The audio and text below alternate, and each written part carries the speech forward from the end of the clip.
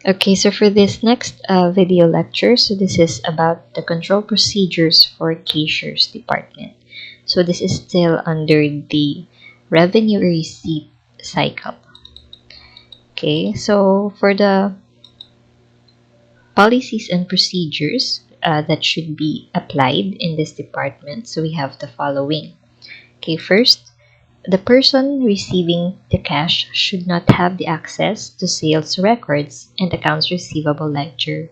So again, this is the segregation of duties between the person or the employee handling or as having the custody of cash and those who are recording the transactions.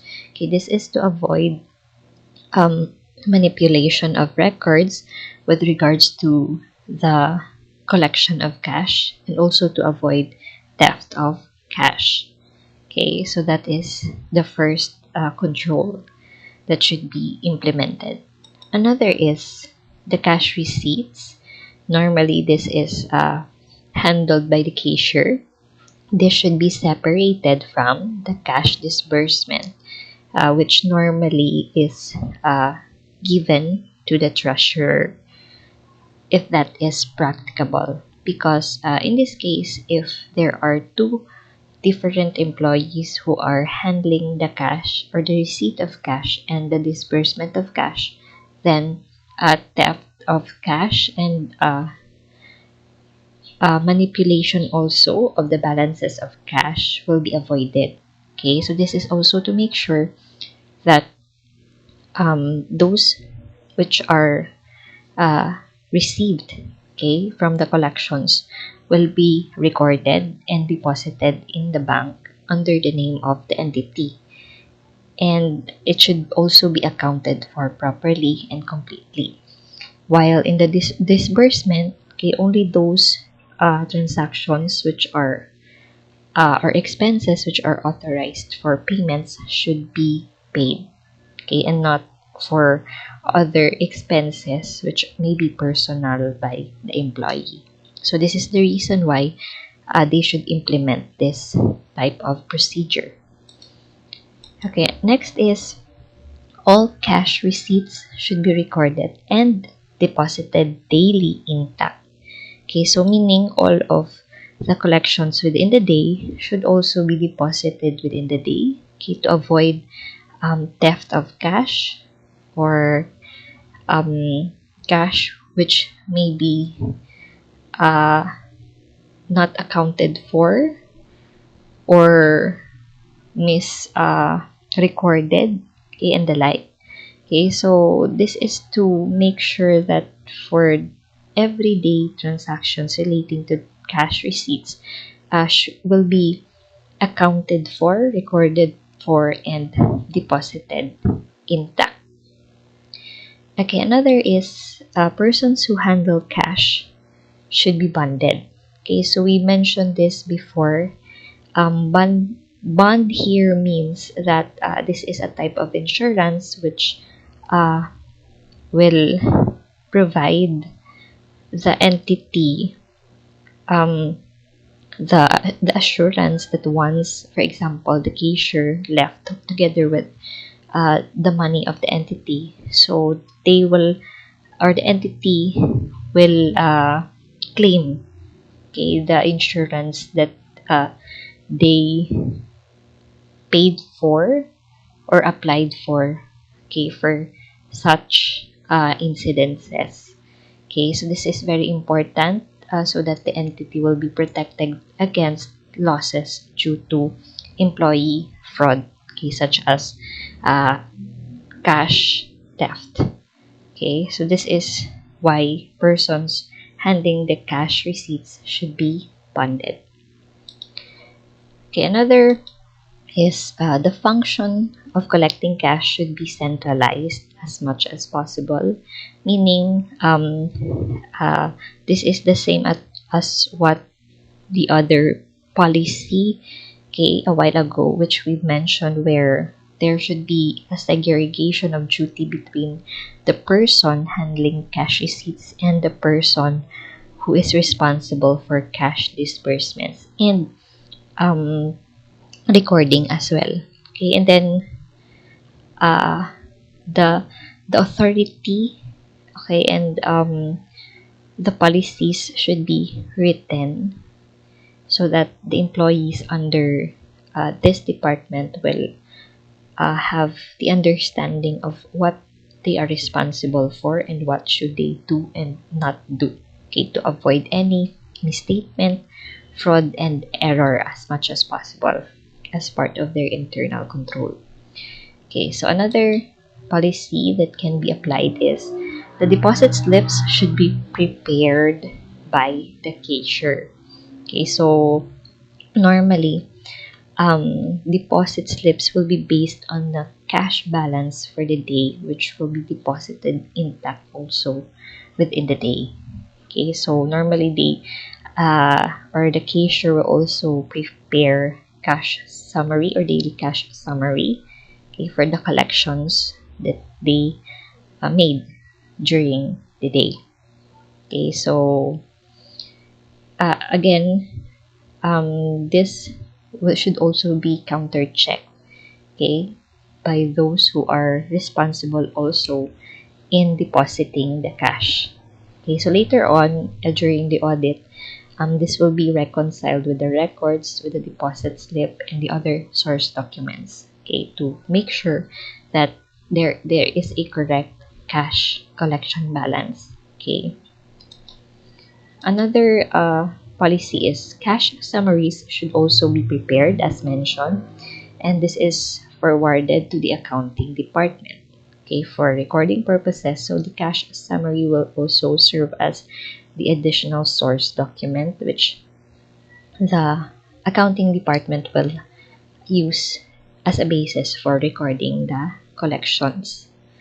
Okay, next, cash sales should be recorded using the cash registers as much as possible.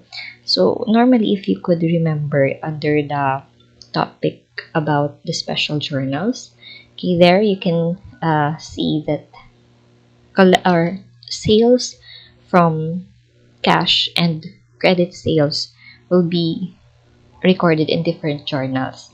Okay, so normally for cash sales, we use cash receipts or cash registers, while under the credit sales, they can use sales journal to indicate that sale is for credit. This is to separate those items which are collectible and which are already collected.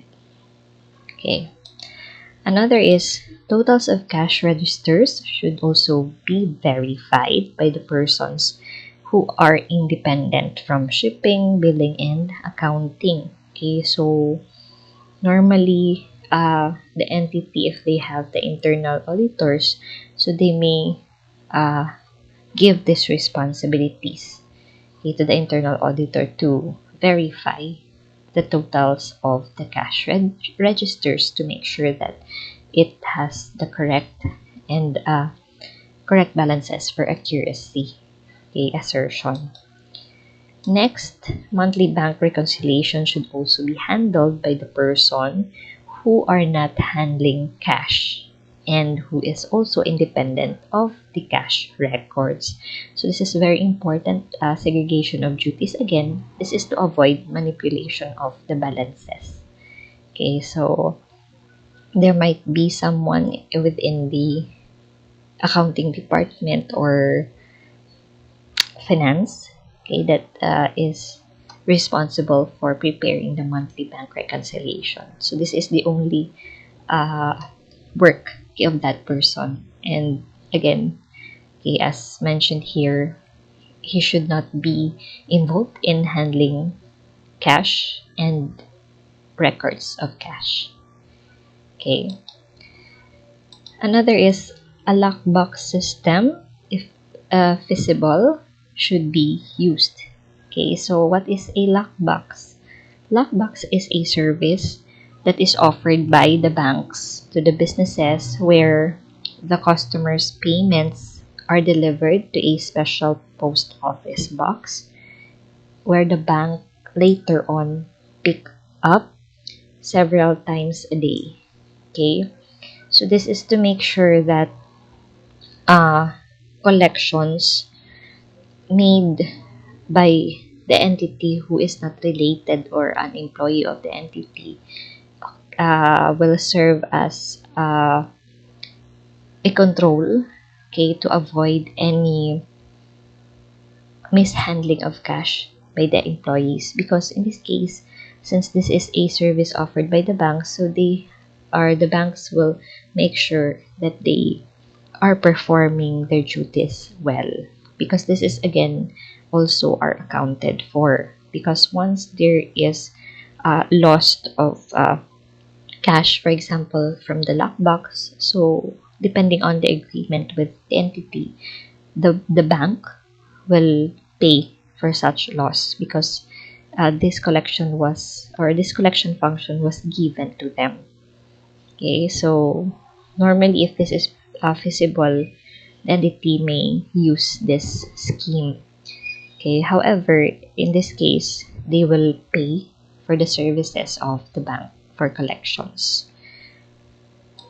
Okay, so a lockbox system also, or in a lockbox system, after the money is deposited, the company or business will be notified. So in this case, the collection and deposit is made by the outside party, which is in this case the bank.